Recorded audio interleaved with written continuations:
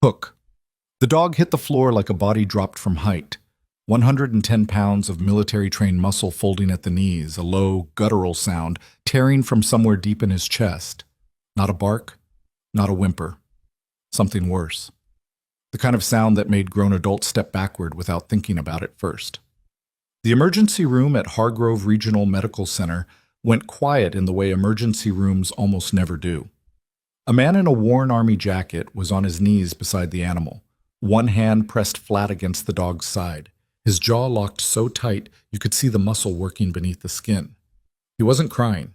He looked past crying. He looked like someone who had already survived things that would have broken most people, and was now watching one of those things happen again, right here under fluorescent lights, on a Tuesday night in Delwood, Wyoming. Nobody moved toward them, and then one nurse did. Before we go any further, if you're the kind of person who stays until the end of a story, this one's for you. Follow along, hit like, and drop your city in the comments. I want to see how far this story travels. Let's go. Bam. The shift had started the way most of Olivia Marsh's shifts started, badly and without warning. She'd clocked in at 7:15, 15 minutes late, because the parking structure had an elevator out, and she'd taken the stairs wrong and ended up on the sub-basement level where it smelled like standing water and old pipe. Her scrubs were the pale green ones she'd washed too many times, the ones that had gone thin at the left knee. Her badge was crooked. She'd forgotten her good pen at home and had to borrow one from the supply closet, a stubby thing with a cracked grip that left a mark on her finger when she wrote. None of that was unusual. What was unusual was the look Supervisor Karen Pruitt gave her when she walked through the ER entrance, a look Olivia had learned to read over 8 months at Hargrove Regional. It wasn't the look of someone who was annoyed you were late. It was the look of someone who had already made a decision about you and was waiting for you to confirm it. "You're on triage assist tonight," Pruitt said, not looking up from the station tablet. "Bed 3's backed up. Dr. Albright wants cultures run before 9. Don't make me remind you twice." "Got it," Olivia said. She didn't argue. She'd learned that arguing with Pruitt was like trying to reason with weather. It didn't change anything, and it left you wet. Hargrove Regional was not a bad hospital. That was the thing nobody told you when you took a job in a mid-sized city ER. The hospital didn't have to be bad for the work to be brutal. Delwood, Wyoming had 43,000 people, one Walmart, 2 competing funeral homes, and a hospital that served a geographic footprint so wide that sometimes patients arrived who'd been in a car an hour and a half. The ER saw everything from black ice accidents on the interstate to frostbite cases in January to, once, a man who'd walked in holding a fishhook through his palm with the calm of someone who'd simply come to return something borrowed. Olivia had been a nurse there for 8 months, probationary period. The kind of employment status that meant you did your job without complaint and hoped the people above you noticed, and when they didn't, you kept doing it anyway. She was 28 years old. She had a small apartment 12 minutes from the hospital, a plant she kept forgetting to water, and a set of habits that struck her coworkers as slightly odd. The way she automatically scanned exits when she entered a room, the way she ate fast and without apparent enjoyment, the way she never seemed rattled by the things that rattled other people, and then seemed occasionally rattled by things that shouldn't have mattered at all, like loud sounds from the parking structure or a helicopter passing too low overhead. Her coworkers had theories about her. They shared them in the break room in the way people share gossip about someone they find slightly unreadable. Quiet, private, keeps to herself. Hard to get to know. Probably has a story. Nobody had asked her what the story was, and she hadn't volunteered it. That was the point. She moved through the first 2 hours of the shift the way she always did. Efficiently, without drama, doing the job in front of her, and not borrowing trouble from the job that came after. She ran the cultures for Dr. Albright. She checked in on a 62-year-old woman in bed 3 who had come in with chest pressure and was now watching a cooking competition on the small mounted television with the volume turned low. She helped a tech restock the supply cart in the trauma bay. She drank half a cup of coffee that had gone cold without noticing it had gone cold. At 9:40, the automatic doors slid open and everything changed. She heard it before she saw it. Not the man, not the dog. The sound. That low rattling exhalation, something between a growl and a moan, that she recognized in the way you recognize something you haven't heard in years but never actually forgot. It was the sound of an animal in significant pain trying to hold itself together through discipline alone and losing. Olivia looked up from the chart she was annotating. The man coming through the door was somewhere in his mid-30s, medium height, the kind of build that came from actual labor rather than a gym. He had a prosthetic left hand, a functional hook-style model, not a cosmetic prosthesis, and he was using it to brace the dog against his right side as he moved, half carrying the animal, his jaw locked, and his eyes scanning the room with the rapid assessing quality of someone accustomed to scanning rooms and finding threats. His jacket was army, not a costume. The wear on it was real. The patches were the kind that didn't lie. The dog was a German shepherd, dark-saddled, large-framed. Military working dog physique, the broader chest, the different carriage. He was trying to walk and failing, his left rear leg dragging at an angle that made Olivia's chest tighten. Even hurt, even in obvious distress, he was scanning. The head moved, the ears swiveled, training so deep it ran even through pain. The man got to the reception desk. Pruitt was there, along with Dara Voss, the charge nurse on tonight, and 2 registration clerks who had both already taken a step back from the counter. "I need help," the man said. His voice was controlled, precise. Someone who had learned to communicate under conditions that didn't permit shouting. "His name is Bravo. He took impact on his left rear. I think the hip joint. He needs imaging and pain management, and he needs it now." Pruitt looked at the dog, then at the man, then at the dog again. "Sir," she said, "this is a human emergency room." "I understand that. We don't treat animals here." The man's jaw tightened. "He's not an animal. He's a military working dog. He has an active service record. There has to be someone—" "There's a veterinary emergency clinic on Route 9, Pruitt said. 40 minutes. "He won't last 40 minutes in the car. Look at him." Pruitt looked at him. You could see her doing the math, the kind of institutional math that weighs liability against optics and usually comes up with the same answer. Not my problem, not my building, not my call to take. "I'm sorry," she said, and she sounded like someone who had practiced the phrase until it stopped meaning anything. "I can't authorize treatment of an animal in this facility. It's policy." The man stared at her for a moment. Not angry exactly. Something worse than angry. The look of someone who had been in situations where policies didn't apply, and people acted anyway, and was now standing in a world where the reverse was true. The dog made that sound again. Olivia was already moving. She hadn't made a decision exactly. The decision had been made for her by something older than decision-making. Some combination of 8 months of nursing training and 4 years of something she didn't talk about, layered together, responding to the information in front of her the way a system responds to input. The animal was in acute pain. The injury was significant. The handler was in crisis. She knew what to do. She crossed the ER floor and crouched 4 feet from the dog. She didn't move toward him. She stayed low, turned slightly sideways, and waited. "What are you doing?" Pruitt's voice, sharp from behind the desk. Olivia didn't answer. The dog's head swung toward her. The ears came forward. There was a rumble in his chest.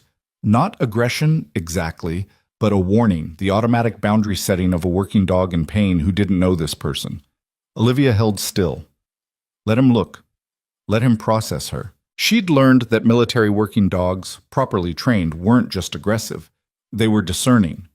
They had been taught to read humans, to distinguish between threat and neutral, and even in pain, even under stress, the training didn't fully disappear. You couldn't rush it. You had to let the dog come to the conclusion on his own. "His name is Bravo?" she said, not to the dog, to the handler, conversational tone. Nothing urgent. "Yeah," the man said. He was watching her, recalibrating. "How long has he been weight-bearing on that side?" "He took the hit about 40 minutes ago. Wasn't bearing on it then either." "Any other trauma? Head, chest?" "Not that I saw. He was moving and then he wasn't." The dog had stopped rumbling. He was still watching her, but the quality of the attention had changed. The hair along his spine wasn't raised anymore. She extended one hand, not toward him, but toward the floor, palm down, just something in his visual field to examine. He sniffed the air between them. She let him. From the corner of her eye, she could see the ER had gone almost completely still. Nurses at the station, a tech halfway through the door to the supply corridor, a patient in a wheelchair by the window, all of them watching. Nobody speaking. Nurse Marsh. Pruitt's voice was tight with a particular kind of authority, the kind that gets quiet when it's most serious. Step away from that animal. Olivia did not step away. Marsh. The dog had lowered his head and touched her hand with his nose. Just a touch. Brief. But it was the most important thing that had happened in the room in the last 5 minutes. She shifted forward slowly, and he let her. She ran her hands along his side, reading the muscle tension, the breathing pattern, the way he held himself. Her fingers found the joint, and she felt him flinch, but he didn't snap, didn't pull away. The hip is displaced, she said to the handler. He's in a lot of pain. We need to get him off this floor, and I need something I can use for compression and stabilization while we figure out imaging. You're not figuring out imaging, Pruitt said. Step away right now, or I will call security. Olivia looked up at her supervisor. There was a moment, just a moment, where she weighed things. She was on probation. She had bills. She had a lease. She had a professional license she'd worked for and a record that she needed to stay clean. All of that was real. And then there was a 110-pound dog on the floor who was in agony, and a man in an army jacket with one hand who was holding himself together by sheer practice, and the knowledge, certain, specific, the kind that doesn't fit on a form, that she could help. Call security, Olivia said, but I'm not stepping away. The room made a sound, not a collective gasp, subtler than that, more like a shift in atmospheric pressure. Several people exchanged glances. A nurse named Tanya, who Olivia had worked with maybe a dozen times and spoken to maybe 100 words total, turned to face the station and crossed her arms and said nothing, but also didn't go back to what she was doing. Pruitt's face did something complicated. She picked up the phone. Olivia kept working. I need something for a compression wrap, she said, still focused on the dog. Rolled gauze, elastic bandage, whatever's in arm's reach. I'm not asking you to violate policy. I'm asking you to hand me materials that are sitting on an open cart 6 feet away. Nobody moved for about 4 seconds. Then Tanya reached over to the cart and pulled out a roll of elastic bandage and set it on the counter without looking at anyone. Thank you, Olivia said. She began wrapping. She'd done this before, not in an ER, but in conditions where the supplies were worse, and the ground was worse, and the patient, and sometimes the patients weren't human, was worse, and nobody had the luxury of hesitation. The body didn't forget how to do things it had done enough times under pressure. Her hands moved with the specific economy of someone who'd had to work fast in the dark. The dog held still. He was panting, shallow and rapid, but he was holding still. What's your name? She asked the handler, still working. Garrett? Garrett Hale. How long were you with him? A pause. Not reluctance. Recalibration, the same kind she did when someone asked her something she had to decide how to answer. 4 years, he said. 2 deployments. He went with you. He always went with me. She finished the wrap, took a breath, and pressed her palm flat along Bravo's side. He exhaled heavily, and some of the rigidity went out of him. Not all of it, but enough. Okay, she said quietly. She heard footsteps behind her, 2 sets. Heavy, purposeful. Security. She didn't turn around. Nurse! A man's voice, official, bored in the way people get when their job is to enforce things they didn't personally decide. You need to come with us. In a minute. Now, please. She stood up slowly, because sudden movement near the dog was a bad idea, and she turned to face them. 2 security officers, both bigger than her, both wearing the expression of people who expected this to be straightforward. Behind them, Pruitt. And behind Pruitt, someone Olivia recognized as the evening shift administrator, a man named Douglas Cole, 50-something, the kind of administrator who wore a tie even at 9 p.m. because the tie was the point, the tie was the message. Cole stepped forward. What exactly is the situation here? She violated a direct order and is treating an animal on hospital property, Pruitt said. She needs to be escorted out. Cole looked at Olivia, then at the dog, then at Garrett Hale, who was watching all of this with the steady attention of someone keeping an accurate record of events. "Is that accurate?" Cole asked Olivia.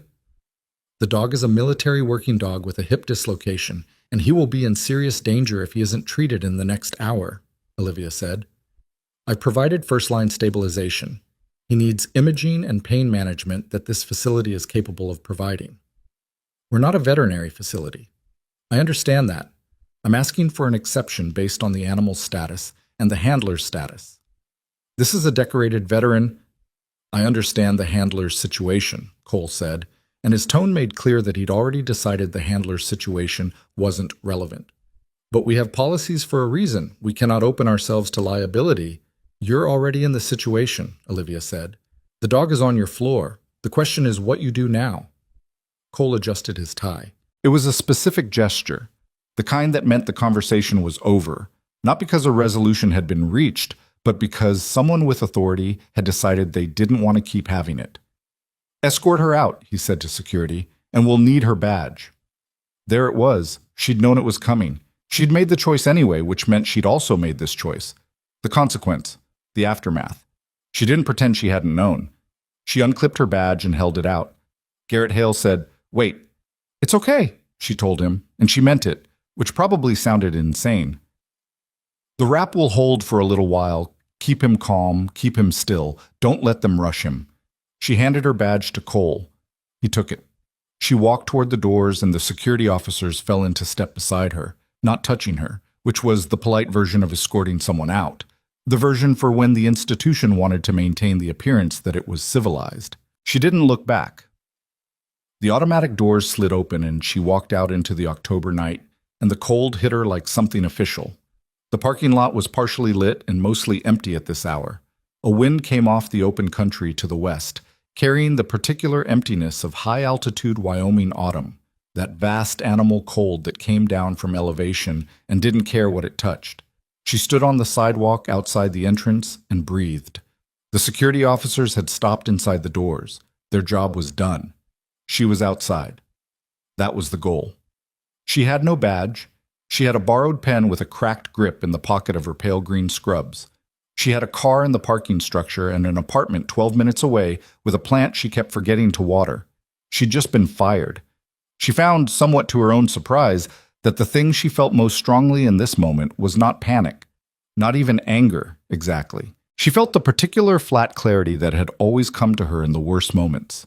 The same clarity she'd felt in worse places, in darker situations, when everything that wasn't essential had been stripped away, and what was left was just what was true, and what needed to happen next. She was going back inside for Garrett and Bravo. Not immediately, not through the front entrance. She was going to find a different option. She was still thinking about what that option might look like when the sound reached her. Not from inside, from outside. From the entrance road that curved in from the street. A low, heavy sound, the kind made by vehicles with serious engines running at controlled speed. She turned. Headlights. Multiple sets. Moving together, evenly spaced, the particular formation of vehicles traveling in convoy. They came around the curve of the entrance road without slowing and pulled into the hospital's main drop-off lane in a smooth, coordinated line that left no question about who had organized this or how many times they had done it before. 3 vehicles. 2 black government-issue SUVs and 1 military transport, shorter and more capable than civilian SUVs, the kind of vehicle that didn't have a logo on the side because it didn't need one. They stopped. The engines cut. The doors opened and people stepped out, and even in the partial light of the parking lot, everything about the way they moved communicated something clearly enough that Olivia went very still. These were not people who had come to ask questions. The lead figure walked toward the entrance with the specific purposeful stride of someone who knew exactly where they were going and had already decided what was going to happen when they got there. He was in his 40s, close-cropped silver at the temples, and he was wearing a uniform that Olivia recognized. Not the branch insignia, but the way it sat on the person wearing it, the way it communicated a specific kind of weight. He stopped when he reached the sidewalk. His eyes found her immediately, the way eyes find things when they know what they're looking for. He looked at her scrubs, at her empty collar where the badge had been. at the parking lot behind her and the hospital entrance in front of her. And then he said, in a voice that was quiet but not soft, "Are you the nurse?" Olivia looked at him for a moment. "I was," she said. He held her gaze for 3 seconds. Something moved behind his eyes. Not quite recognition, but the beginning of something in that direction. The kind of look people get when they're cross-referencing what they see against something they already know. He turned to the man beside him and said quietly, "Get the director." Then the doors slid open, and they walked in, and the automatic sound of the mechanism was the only thing in the parking lot. Olivia stood on the sidewalk in the cold Wyoming night, her badge gone, her shift ended, her career at Hargrove Regional Medical Center almost certainly finished, and watched military personnel walk into the building she'd just been thrown out of. She didn't go to her car. That would have been the rational thing. To walk back to the parking structure, drive home, sit with what had just happened, figure out the next step in the morning when the adrenaline had leveled off and she could think in straight lines. That was the sensible response to being fired at 9:47 on a Tuesday night in October. Instead, she stood on the sidewalk and watched the lights moving behind the glass of the hospital entrance, the shapes of people in uniform moving through the ER lobby with a purpose that the building wasn't designed for and didn't know how to absorb, and she understood with a certainty she couldn't have explained that she was not done here yet. The lead officer, she'd clocked his rank in the moment she'd seen him, the way she still automatically clocked ranks even after years of practicing not doing it, had gone through the doors without looking back. His people moved with him, efficient, controlled, the way people move when every step has been calibrated against the possibility of things going wrong. She gave it 60 seconds. Then she followed them in. The security officers who had escorted her out were gone, back to wherever security officers went between problems. The reception desk was manned by a single clerk who was staring at the lobby with the expression of someone watching a weather event develop outside a window. Nobody stopped Olivia when she came back through the doors. Nobody even looked at her. The gravity in the room had shifted, and the new center of it was not a former probationary nurse with no badge. The lead officer was at the station. Pruitt was in front of him. And even from across the lobby, Olivia could see what Pruitt's body language was doing. The particular configuration of someone who had been in charge of a situation 3 minutes ago and was no longer in charge of anything. She moved to the side of the lobby, close enough to hear but not so close she'd be noticed, and she listened. "Need to understand the nature of the animal's injury before we can authorize any kind of treatment," Pruitt was saying.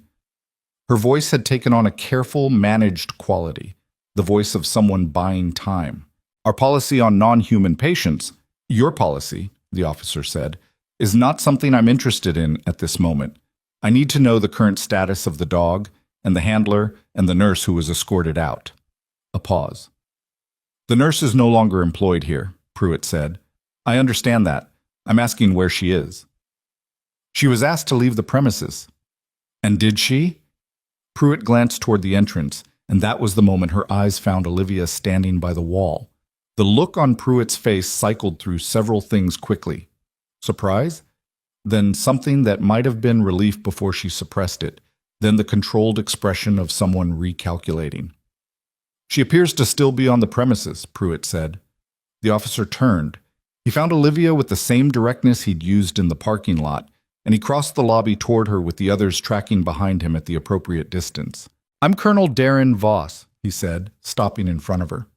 Not offering a hand, not unfriendly, just efficient. "You stabilize Sergeant Hale's dog?"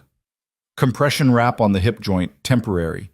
He needs imaging and probably surgical intervention, or at minimum sedation and manual reduction." "Can you do that here?" "I can help someone who can. I'm not a veterinary surgeon." "But you're familiar with military working dog trauma protocols?" She held his gaze. There it was. The question underneath the question. She could see him reading her, the way he'd been reading her since the parking lot, trying to place what he was seeing against a category that fit. "Yes," she said. He studied her for another second. Something shifted in his expression. Not surprise exactly, more like the confirmation of a hypothesis. "Stay here," he said, and turned back toward the station. She stayed.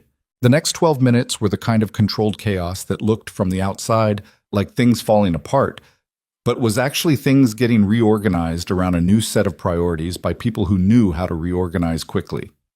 Colonel Voss spoke to Douglas Cole in the hallway outside the administrator's office, and though Olivia couldn't hear what was said, she could read the body language. Cole's initial posture of institutional resistance, the small adjustments as the conversation continued, and then the final shift, the moment where the tie adjusting stopped and the nodding started. Whatever Voss had said, it had worked. Cole came back out with a different face, not the managed, liability-conscious face of 9 minutes ago, but something raw and less certain, the face of a man who had just been handed information that changed the shape of the situation. He looked at Pruitt. He looked at Olivia. He looked at his own hands for a moment, which was the tell, the thing that said the recalculation was still happening. "Dr. Albright," he said to someone over his shoulder. "Get Dr. Wren from orthopedics on the phone." "Wren's not on call. Get her on the phone." Garrett Hale was still on the ER floor with Bravo, who had been moved to a space near the wall where the foot traffic wasn't directly on top of him. Someone had put down a trauma blanket. Not much, but something. Bravo was lying on his side now, his chest moving with the deliberate rhythm of an animal working to stay calm through significant pain.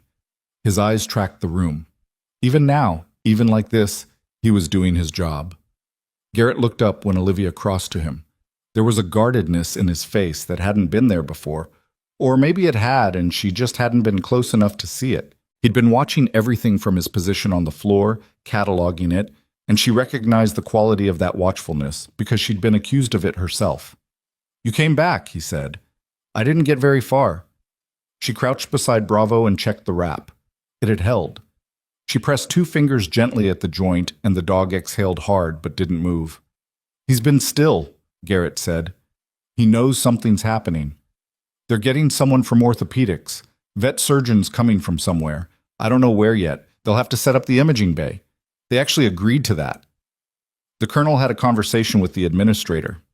Garrett made a sound that wasn't quite a laugh. "Voss has conversations with a lot of people," he said. "Usually they end the same way." She glanced at him sideways. "How long have you known him?" "Long enough." A pause. He rubbed his face with his right hand, the natural hand, and the motion was tired in a way the rest of him wasn't. "He was the one who called me, told me they were sending people. I didn't think they'd get here this fast." "Called you from where?" "Fort Caraway. It's about 90 minutes out." She did the math. They'd moved fast.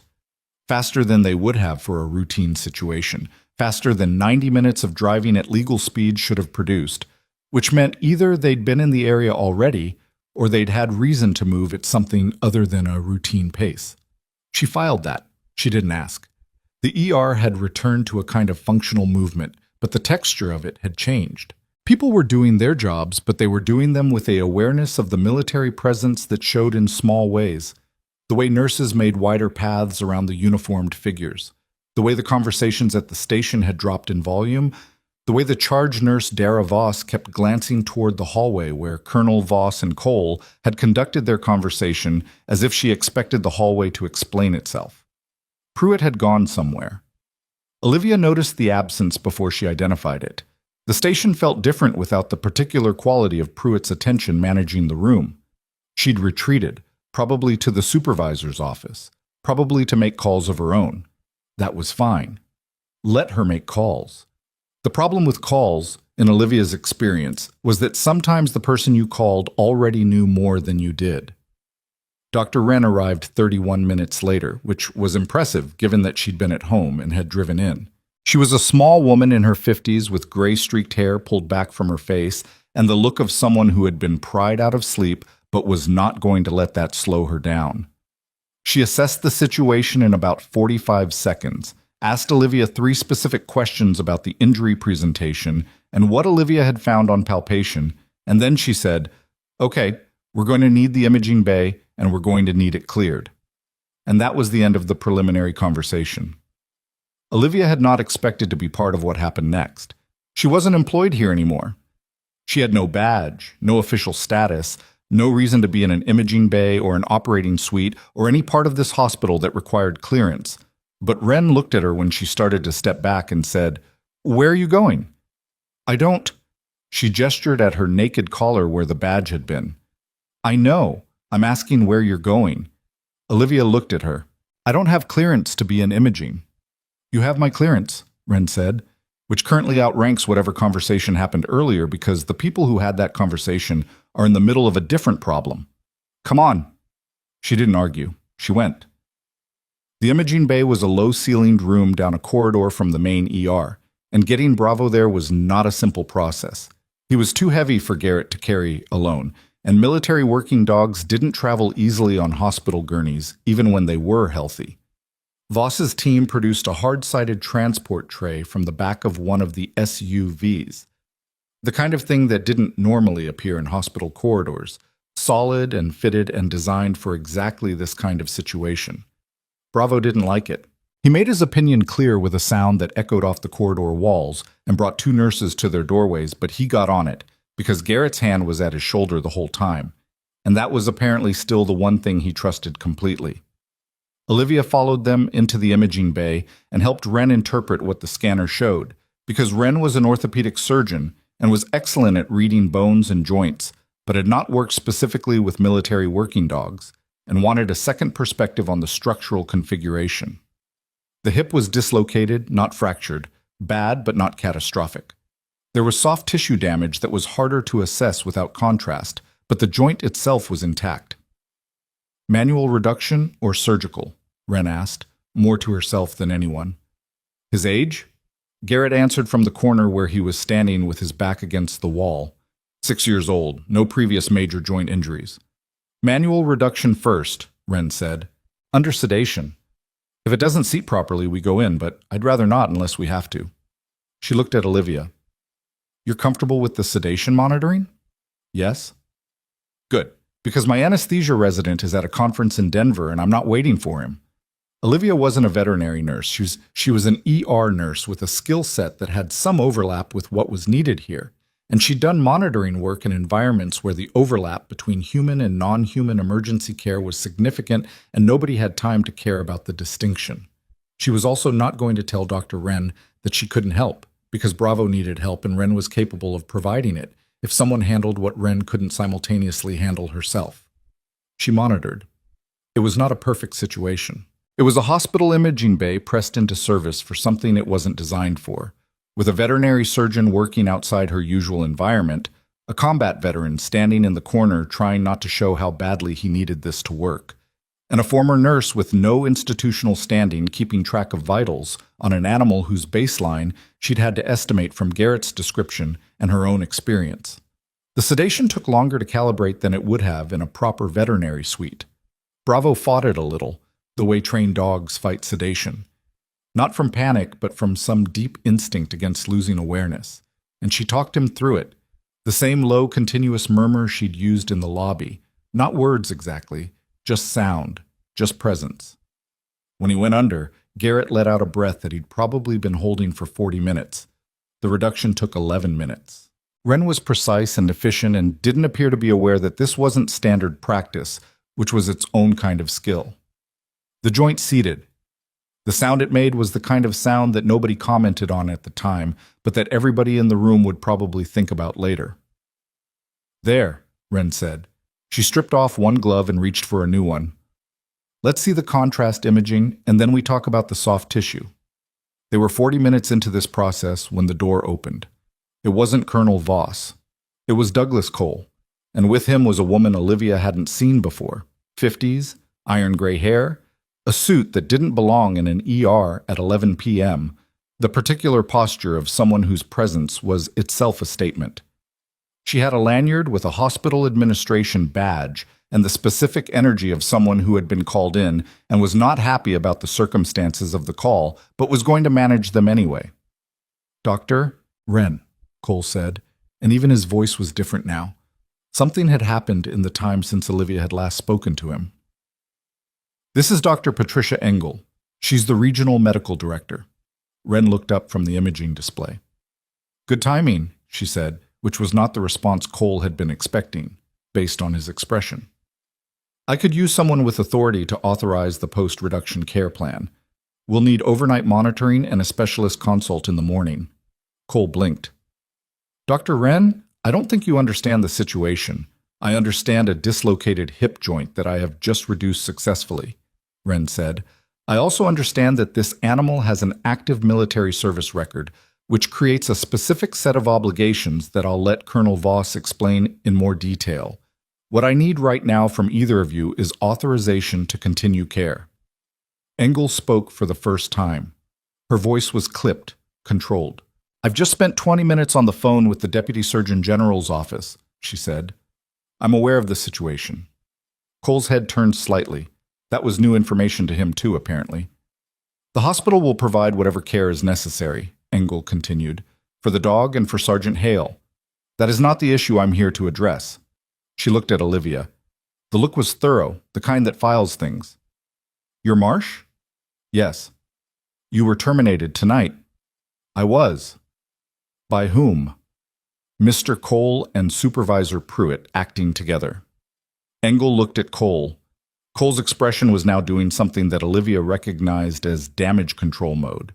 The specific facial configuration of someone figuring out how much of what just happened can be reframed or redistributed. The termination was pursuant to policy, Cole said. The nurse violated direct orders. She stabilized a military working dog using skills she apparently has, Engel said, still looking at Cole, but talking about the situation. While on duty in an ER where a medical judgment call was required. A pause.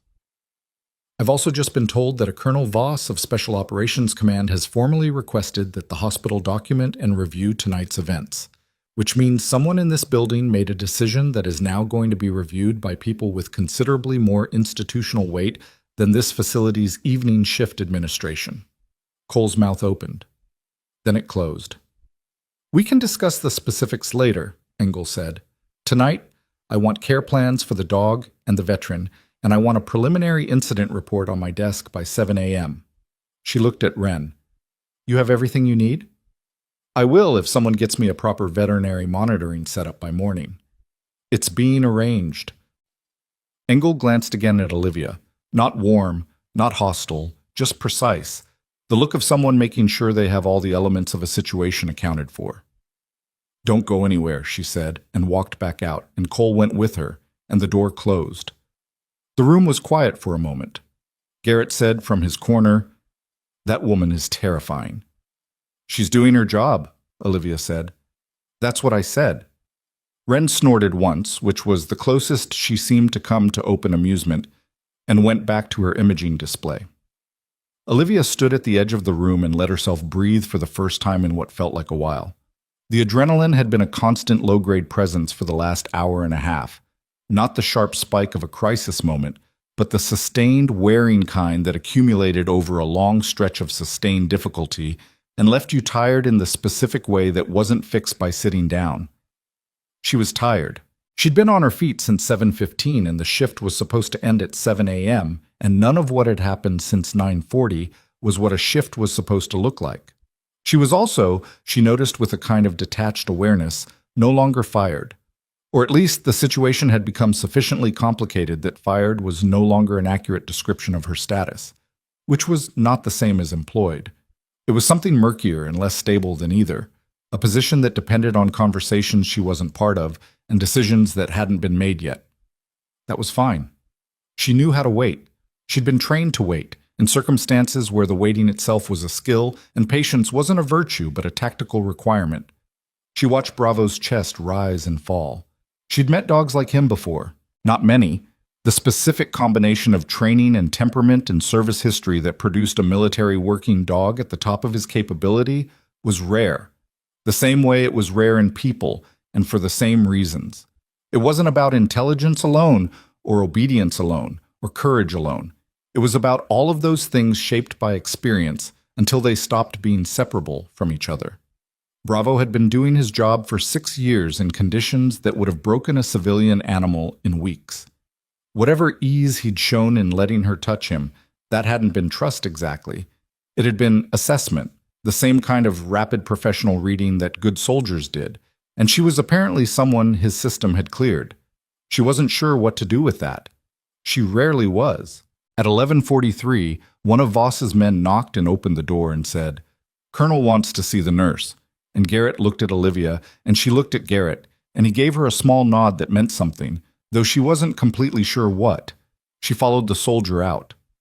Voss had set up in the small conference room adjacent to the administrator's suite, the one with the round table and the motivational wall graphic, and the bad overhead lighting that made everyone look like they were recovering from something. He was standing rather than sitting, which told her something about his energy level and probably his assessment of the situation. Two of his people were in the room with him, tablets out, the specific posture of people ready to document.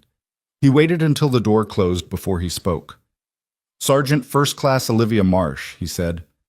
7-4D, Chemical Corps, cross-trained combat medic. Attached to JSOC elements on 2 overseas deployments before leaving service 3 years ago. Honoring a voluntary separation agreement.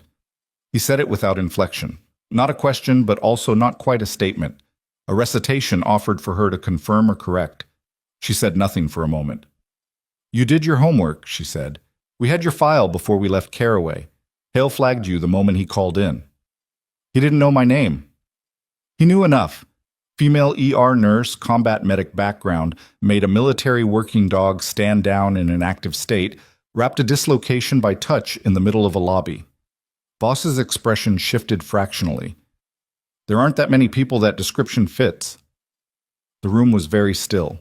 She'd left the army without a ceremony, which had been her choice and not something she regretted, but the absence of ceremony had also meant the absence of closure, which was a different thing, and she'd been carrying the difference for 3 years in ways she didn't examine too closely. And now she was standing in a bad lighting conference room in a Wyoming hospital at nearly midnight, while a colonel recited her service history, and part of her was responding to it with something she didn't have a clean name for. "What do you want from me?" she said. "Right now?" "Your statement about what happened tonight, for the record." He gestured at the chair across the table. "Sit down." "I don't—" She stopped. Sat down. He sat across from her. One of his people opened a document on a tablet. "Start from when Hale arrived," Voss said. "Tell me what you observed and what you did. Don't editorialize, just the sequence." She told him. She was good at that. The factual account, the sequence without the interpretation layered in, the precise language of someone who had written enough field reports to know how to separate event from analysis. She told him about Hale coming through the doors, about Bravo's condition and what her assessment showed, about Pruitt's response in Coles, about the decision she'd made and the badge she'd handed over. He listened without interrupting. His people documented. When she finished, he was quiet for a moment, the kind of quiet that was still processing rather than waiting for her to continue. "You knew when you stepped forward that it would cost you the job," he said. "I considered the possibility." "And you did it anyway." "The dog was in pain. I could help."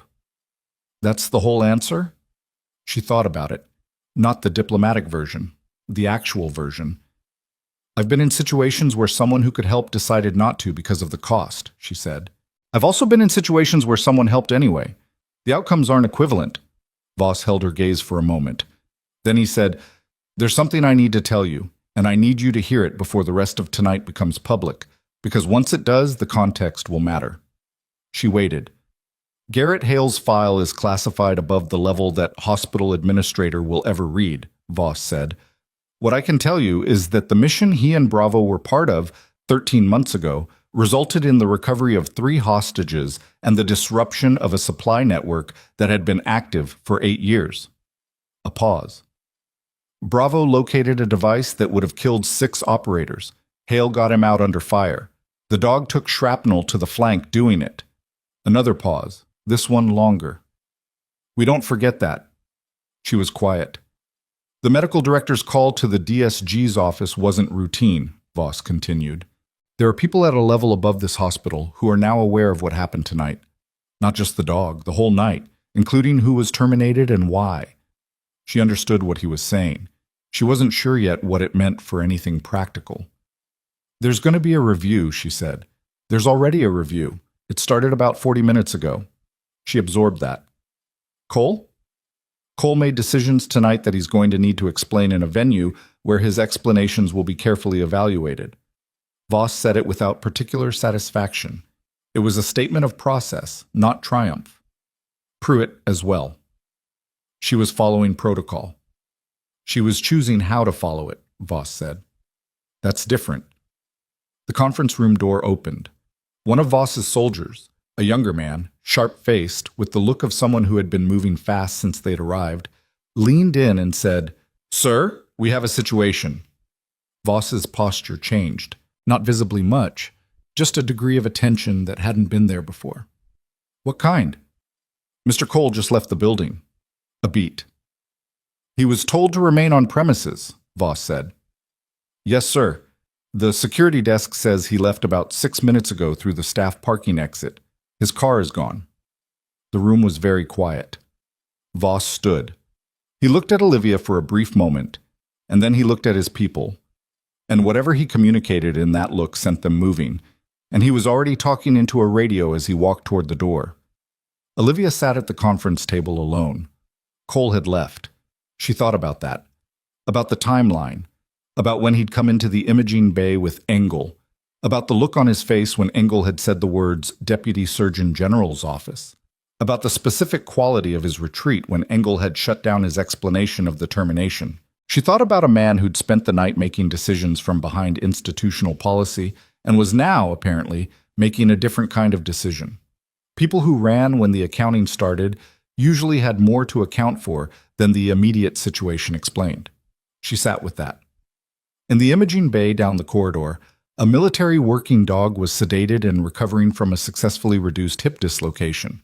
His handler was sitting on a folding chair against the wall, probably also recovering from a successfully reduced something, the internal version that didn't show up on scans.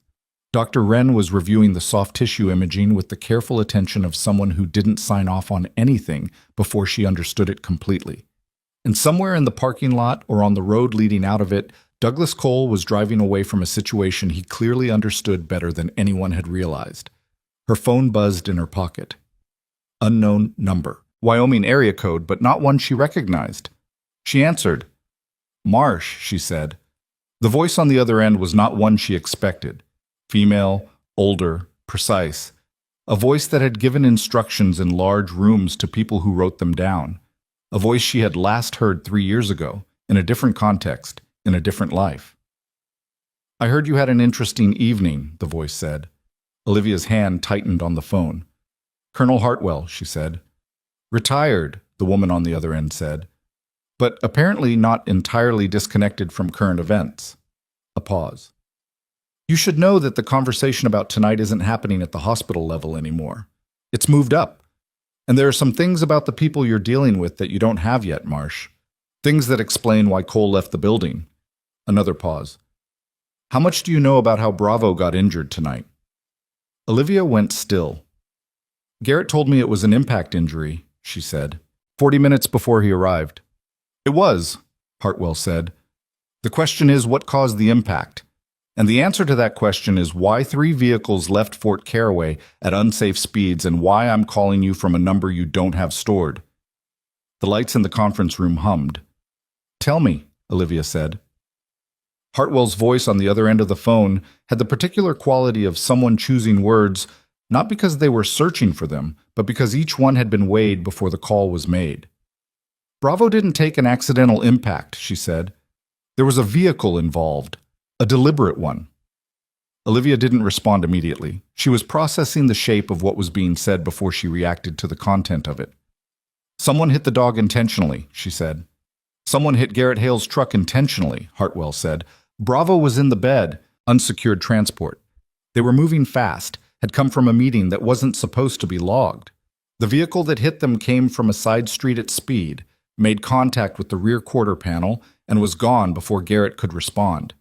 He's got one hand in a truck that's now missing a rear axle. He couldn't exactly pursue." "Where did this happen?" 3 miles from the hospital, which is not a coincidence, Marsh." She turned this over. 3 miles. Which meant the hospital had been the destination, not a detour. Which meant Garrett and Bravo had been coming to Hargrove Regional specifically before the impact, not because it was the nearest facility, after it. "Why was Hale coming here?" she asked. A beat. Short, precise.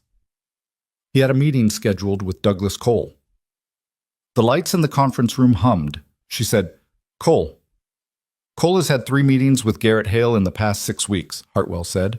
None of them logged through official channels. None of them with institutional paperwork. Hale had been pushing a formal complaint, not through military channels, through a civilian oversight board that Cole apparently sits on in an advisory capacity. Something Hale dug up about procurement irregularities on the equipment side of military working dog programs. Specifically, about contractors providing substandard protective equipment for deployed working dogs. Olivia's jaw tightened. Bravo's flank injury, she said, 13 months ago. The shrapnel vest he was wearing during that operation was rated for a protection standard it didn't meet, Hartwell said. We know that now. Hale has documentation, and he had been apparently getting close to someone who was going to help him submit it through the right board. Cole. Cole has been managing that process, Hartwell said, or managing Hale, depending on how you look at it. The meetings weren't to help him. They were to track where the documentation was and keep it contained. We believe Cole knew Hale was bringing physical copies of the documentation to their meeting tonight. And then a vehicle hit the truck, Olivia said. Bravo went down. Hale went to the nearest hospital, and the physical documentation he was carrying was in a bag in the truck that ended up 60 feet from the impact site. Is it recovered? Voss's people have it. A pause. Cole didn't know that when he left the building. He left because he understood the review was starting, and he has personal exposure, financial, administrative, possibly criminal. He's not just an administrator who made a bad call tonight, Marsh. He's been a point of contact for the contractor involved in the equipment failure for 2 years. The room was very quiet around her. She thought about Cole in the imaging bay, standing next to Engel, his face doing its damage control calculation. She thought about how efficiently he'd moved to terminate her, not with anger, with process, with the specific speed of someone who wanted a potentially disruptive variable removed from the situation before it could see anything it shouldn't. She hadn't been fired for violating policy. She'd been fired because Cole needed her out of the room. Why are you telling me this? She said. Because Voss is going to ask you to do something in the next hour, Hartwell said, and you should understand the full picture before he does. Not the operational summary, the actual picture. She paused. And because you left without a record, and I always thought that was the wrong call, even if I understood why you made it. That landed differently than Olivia had expected. She breathed through it. What is Voss going to ask me? There's a patient in your ER, Hartwell said. Came in about 20 minutes ago while you were in that conference room. Civilian, 43 years old, male, presenting with chest symptoms. His name is Warren Selby. He's a financial analyst formerly employed by Dunmore Logistics, the contractor that provided the substandard equipment. He left Dunmore 14 months ago, and his departure was not voluntary. He's been living in Delwood for 7 months. A pause. He has his own documentation, his own records. He came to the ER tonight because he's been trying to reach Hale through back channels for 2 weeks, and someone told him Hale would be at Hargrove Regional tonight. His chest symptoms, Olivia said. Stress-induced cardiac event is the preliminary read. He's stable, but he needs monitoring, and he's going to need someone who can talk to him without a badge. She absorbed the layering of it.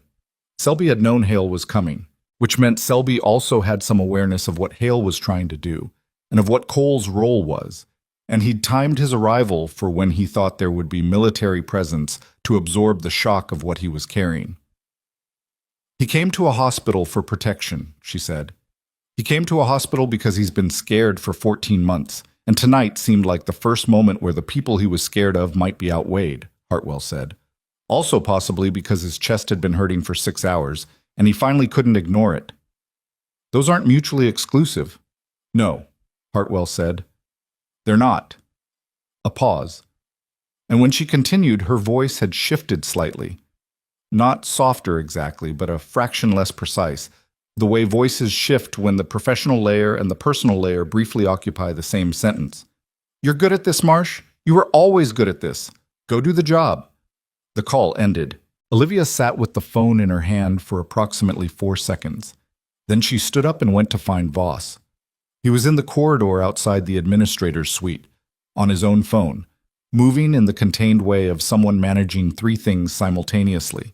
He saw her coming and held up one finger. Wait. And she waited. because she'd learned that the specific quality of that gesture from someone like Voss meant he'd get to her in under 90 seconds, and interrupting would cost more time than waiting. 80 seconds later, he ended his call. Hartwell reached you. Yes. Good. Then I don't have to explain the Selby situation. He fell into step, heading toward the main ER corridor, and she moved with him. He's in bed 7. Dr. Albright is managing the cardiac workup, but Albright doesn't know who he is or why he's here, and I'd like to keep it that way until we have a clearer picture of who in this building knew what. You think Albright is connected to Cole? I don't think anything yet. I'm not assuming anyone is clear until I know they are. He glanced at her sideways. You're not officially staff here, which means you can have a conversation with Selby that doesn't get logged as a clinical encounter. Understand? You want me to talk to him? I want you to sit with him and let him talk, Voss said. There's a difference. Don't ask leading questions. Don't push. He's been scared for over a year, and he came here on a risk calculation. And if we crowd him, he'll close. A pause. You're good with scared people. Hale told me what you did in the lobby. Not just with the dog, the way you managed the room. That's a skill. It's just reading people, she said. Most people can't do it, he said simply, and stopped outside bed 7's curtain. Give me whatever he gives you. I'll be within earshot. He stepped back. She pushed the curtain aside and went in. Warren Selby was not what she'd expected, though she wasn't sure what she had expected. He was pale and slightly damp-looking, the physiological signature of someone whose sympathetic nervous system had been running hot. The cardiac monitor showed a rhythm she assessed in her first 3 seconds as stable but stressed. Elevated rate, some irregularity that was going to need watching but wasn't the immediate emergency. He was hooked to an IV line that was currently running saline, and there was a nitro patch on his upper chest that Albright had apparently placed before moving on to other cases. He was also watching the curtain the way people watched things they expected to become problems. When he saw her, scrubs, no badge, not the doctor he'd been dealing with, some of the watchfulness shifted but didn't disappear. "Who are you?" he said. His voice was tired and slightly hoarse, the voice of someone who hadn't been sleeping much. "Olivia, I work here. Half true or true enough?" She pulled the chair from the corner and sat, which was the most important physical thing she could do. Get below eye level, stop being a person standing over a bed, become a person having a conversation. "How's the chest?" "Manageable," he said. "Better than an hour ago." "Good. The nitro helps?" "I think so." He shifted against the pillow. He had the look of someone who wanted to ask her something and was trying to determine whether it was safe to do so. She let the silence sit. Did someone named Hale come in tonight?" "He did," she said. His exhale was shaky. He's here. He's okay. The dog's going to be okay too." She watched his face. The relief that moved across it was genuine and complicated. Not just the relief of good news, but the specific relief of someone whose risk calculation had produced the outcome it needed to produce. He'd bet something on coming here tonight, and it had come out right, and the emotion of that was bigger than he'd probably expected. "I didn't know who else to—" He stopped, started again. "I've been trying to figure out how to—" He pressed his fingers against his sternum. Not a symptom, a habit. "I have information." "I know," she said. His eyes sharpened. "What do you know?" "Enough to know that you've been carrying it a long time, and that you came here because tonight felt like the moment." She held his gaze steadily. "Nobody here is going to hurt you.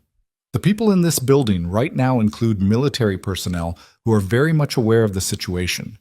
You made the right call coming." He was quiet for a moment, recalibrating against what she'd said. "Dunmore ran the contract for 14 working dog protective equipment deployments over 3 years," he said. And once he started, his voice found a rhythm, the rhythm of someone who has rehearsed a thing in their head so many times that saying it out loud is almost a relief even when it's terrifying. "I was in procurement analysis. My job was cost-benefit modeling on material specifications. I flagged the vest spec 18 months ago. The ballistic protection rating was documented as meeting SOCOM standard, but the actual test data showed an 18% shortfall in penetration resistance at relevant threat velocities." She said nothing, let him continue. "I raised it internally. twice. The second time, my supervisor, a man named Reith, Paul Reith, told me the contract was fully compliant and that my modeling was based on incomplete data. 3 weeks later, my access credentials were revoked, and I was told my position had been restructured. The fingers pressed his sternum again. I knew what that meant. I started making copies. Physical copies, she said. Physical, encrypted drives, redundant backups. And I started reaching out, carefully. He looked at his hands. Hale reached back. He'd already started digging from his end. He knew Bravo's vest had failed. He just didn't know why. We were building toward the same thing from different directions. And Cole? His expression shifted. Cole knew about my documentation. I don't know how. I was careful. I thought I was careful. But about 6 weeks ago, Hale told me that Cole had approached him. Not directly, through intermediaries, said he could help facilitate the complaint submission, said he had channels. He shook his head. Hale was skeptical. I told him to be very skeptical. And then tonight, someone hit his truck, Olivia said. Selby's face went flat. I heard the emergency call on a scanner app I've been running since I live 2 miles from where it happened. I heard Hale's description, military working dog, hip injury. I knew. He swallowed. I drove here as fast as I could, with chest pain. The chest pain started when I heard the scanner. He said it with a kind of bleak self-awareness. I'm not an idiot. I knew what it might be. I also knew I needed to get somewhere with people who... He stopped. Who were on your side, she finished. Who at least weren't on theirs, he said, which was a more precise formulation than hers and probably more honest. She sat with it for a moment. Then she said, I need you to tell me about Paul Reith. He looked at her. He's the supervisor who shut down your internal flag, she said. He's also currently on a government advisory panel for defense procurement, Selby said. He was appointed 7 months ago. I found out 4 months ago. I haven't been able to sleep properly since. The curtain moved. Not Voss, one of his people, younger, and she looked at Olivia with a specific expression that said something had changed in the last few minutes in the part of the building she hadn't been in. She stood. I'll be right back, she told Selby. You're not going anywhere. I'm hooked to a heart monitor, he said, a little flatly. No. She stepped outside the curtain. The soldier, she'd clocked the name tape earlier, Devereaux, spoke in the low, precise way of someone communicating information that doesn't need to be overheard. Cole's vehicle was found, she said. He didn't leave town. He's parked at a property 4 miles north of here. Rural address. No prior connection to Cole on record, but it's registered to a holding company that's been associated with Dunmore Logistics in public procurement documents. Olivia absorbed that. He went to a Dunmore property. Looks like it. Voss is coordinating with county sheriff. It's outside our jurisdiction, but they're cooperating. There's also... Devereaux paused, the way people pause when the next piece of information is worse than the previous ones. There's a second issue. Selby's encrypted drives. He said he had redundant backups. One of them was in his car. His car was broken into in the hospital parking lot sometime in the last 45 minutes. The drive is gone. She went still.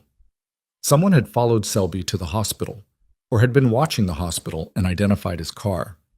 Either way, someone had moved fast, and that kind of fast movement didn't happen without coordination, which meant the network that Cole was part of had more local reach than anyone had accounted for. Does Selby know? She asked. Not yet. Don't tell him until his cardiac markers come back, she said. The stress response could push him back into an acute event. Let Albright manage the next hour. She was already moving. Where's Voss? He was in the corridor outside the administrator's suite again, which appeared to have become his default position, and he was on the phone again, but when he saw her face, he ended the call. She told him what Selby had told her. The procurement flag. Reith. The advisory panel appointment. He listened without interrupting, and when she finished, he was quiet for 3 seconds. Not processing, she thought, confirming, cross-referencing against things he already knew or suspected. Reith, he said. You know the name. I know the name, Shek, he said. It appears in Hale's documentation twice. I didn't have a full picture of the connection to Cole until now. He looked at her steadily. This is bigger than a contractor cutting corners on a vest spec, Marsh. This is a procurement network that's been providing substandard equipment across multiple contracts and using administrative channels to suppress the flagging mechanism. Selby's analysis is probably the cleanest documentation of the pattern we have. One copy is gone, she said. One copy, he said. Selby mentioned redundant backups. He has more. Where? She shook her head. I didn't ask. You said don't push. She met his eyes. But I can go back. He nodded once. Go. She went back to bed 7, and the conversation she had with Selby in the next 7 minutes was the most careful conversation she'd had since leaving the army. Careful in the way field operations were careful, where the order of information and the framing of questions shaped outcomes, and the wrong word at the wrong moment could close a door that wouldn't open again. She told him about the drive. She did it the way Hartwell had always said to deliver bad news. Directly, briefly, without softening it to the point of distortion, and with the next step already in the sentence. She watched his face go through the cycle. Shock, then the specific bleached look of someone whose fear has just been validated in the worst way. Then something harder and more resolute that came up under the fear, the way bone came up under tissue. I have 2 other copies, he said. When he said it, his voice was steadier than she expected. One is in a safety deposit box in a bank in Casper. The other, he stopped. He looked at the ceiling for a moment, some internal calculation happening. The other one I emailed to myself 3 months ago, encrypted. The key is in my head. Only your head? I wrote the key in a notation system I developed when I was 22 years old and haven't used since, he said. It's in a journal that looks like a birding log. It's in my apartment. Can you access the email from here? If someone gets me a laptop with a browser, yes. She stood up. Give me 10 minutes. The next 10 minutes were logistically complicated in the particular way that hospital nights became complicated when multiple systems were operating simultaneously and the people managing them had different information. She got the laptop from Devereaux, who had apparently anticipated the need and had one ready, which told her something about Devereaux's operational competence. She brought it to Selby. She stood outside the curtain while he worked, because the specific technical steps of what he was doing were not things she needed to witness, and because giving him a private moment in which he was doing something active rather than waiting was better for his cardiac situation than the alternative. She was standing outside the curtain when she became aware that the ER had changed again. Not dramatically, not with the alarm weight of a new emergency, or the formal shift of Voss's people moving on a specific task. Just a quality of attention at the nursing station that was different from 5 minutes ago, the particular body language of people who have received information and haven't fully processed what to do with it. She walked to the station. Tanya, the nurse who had handed her the elastic bandage hours ago without looking at anyone, was at the desk. When she saw Olivia, she did something with her expression that was not quite a smile, but was in that direction. Pruitt's in with Engel, Tanya said without preamble. Has been for about 30 minutes. Nobody's come out. How's it sounding? Like a meeting where someone's career is being ended, Tanya said, with the directness of someone who had been watching Pruitt manage the ER for long enough to have a perspective on the event. Engel's assistant has been in and out pulling personnel files. Which files? Pruitt's, Cole's, and someone named Albright. Olivia looked at her. Albright. He and Cole have had lunch together every Thursday for 6 months, Tanya said. I eat in the cafeteria. I noticed. She paused. I also noticed that about 20 minutes after Cole left, Albright went outside through the ambulance bay. He came back in about 8 minutes later. I don't know what that means. 8 minutes. Long enough to do something in a parking lot. Selby's Drive. She moved back toward bed 7 with the particular speed of someone who has connected 2 points and is following the line between them, but before she got there, Voss appeared at her shoulder. She hadn't seen him approach, and the fact that she hadn't was either a testament to his movement discipline or an indication of how much her attention had scattered in the last 2 minutes. Albright, she said. We know, he said. Devereaux pulled his hospital access logs 20 minutes ago. He badged into the imaging bay during Bravo's procedure. She stopped walking. He was in the imaging bay? For 4 minutes. He didn't enter the room, but he badged into the corridor. Voss's voice was controlled, but underneath it was a specific tension, the tension of someone recalibrating a threat picture in real time. Albright has credentials that allow him corridor access that most staff don't. If someone needed to know the layout of the building, where Hale was, where Selby was, where the military personnel were positioned, Albright could have provided that. He came back inside 8 minutes after going out, she said. Tanya saw him leave through the ambulance bay. We're getting security footage now. He looked at her directly. The woman you're talking to about Selby's documentation. How close is she to having it? He's accessing the email now. Maybe 5 minutes. Get it to me the moment it's accessible. He was already turning. And Marsh, stay away from Albright. If he made contact with someone outside in that parking lot, we don't know who's responding to what he told them. She understood what he wasn't saying. If Albright had reported Selby's location inside the hospital, and if the people he'd reported to were the kind of people who moved fast, the same kind of people who hit a truck in the dark at speed, then the hospital was not necessarily the safe location that Selby had calculated it to be. She went back to bed 7. Selby had the email open. The file was downloading. It was large. She could see from the indicator that it was several hundred megabytes of compressed documents, and the hospital Wi-Fi was functional but not fast, and the download bar moved with the particular aggravating incrementalism of a large file on a medium connection. 42%. She pulled the chair close and sat facing the curtain, which meant her back was to Selby, and her eyes were on the gap where the curtain met its rail, the strip of corridor visible between fabric and wall. Old habit. The kind she'd tried to stop and hadn't fully managed, 51%. She heard something, not loud, not a crash or a shout. The ER had those routinely. This was subtler, a change in the sound pattern of the corridor 2 sections down from where she sat. A door, but not the automatic kind, a manual push door opening with a specific weight. And then footsteps, but not the rubber-soled clip of nursing staff, something with a different sole, a different pressure distribution. 63%. She stood. She moved to the curtain gap and looked. The corridor was normal. 3 nurses, 1 tech, the usual movement.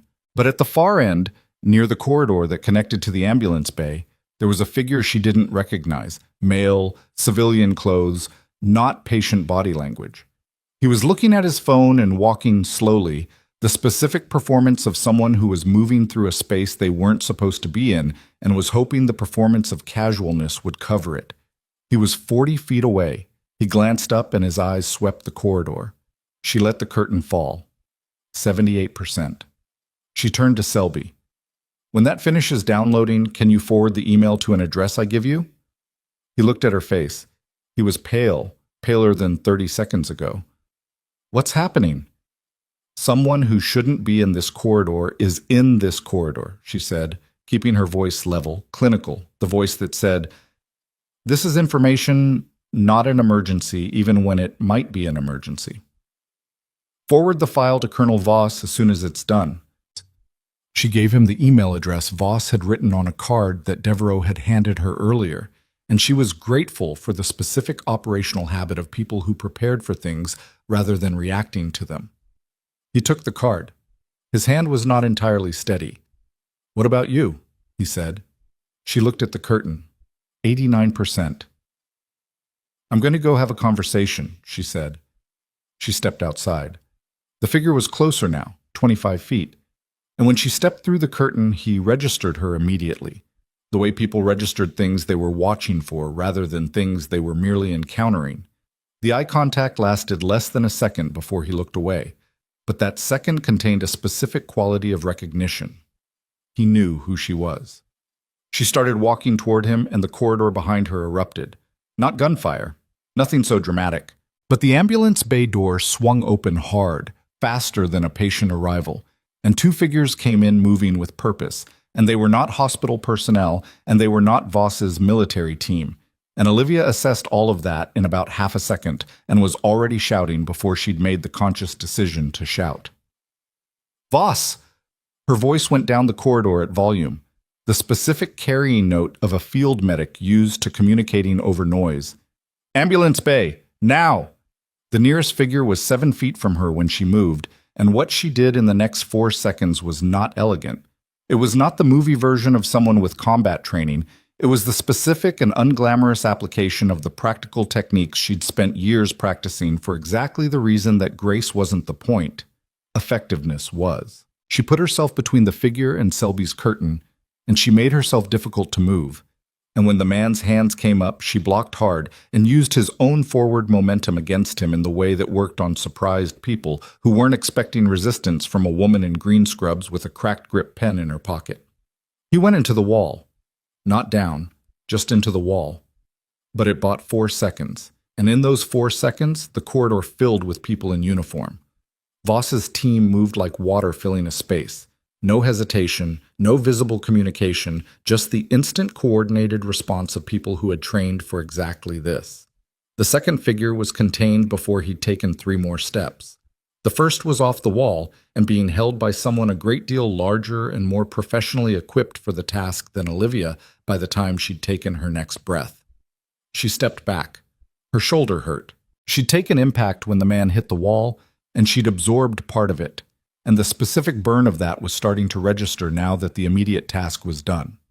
She rolled the joint once, assessed the range of motion, decided it wasn't structurally damaged, and filed it. Voss was beside her. He looked at her shoulder with the practiced eye of someone who checked people for injury as automatically as other people checked the time. "You okay?" "Yes." "Sure?" "Shoulder, not structural."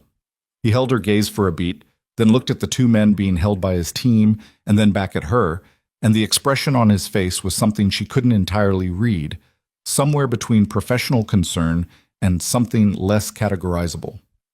"You were supposed to stay away from Albright," he said. "It wasn't Albright," she said.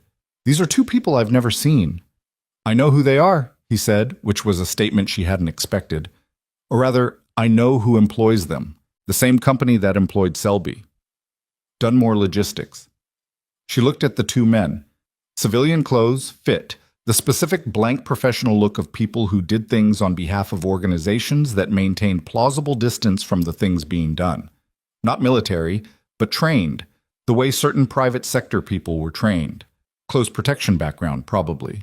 Or something adjacent. "They knew where Selby was," she said.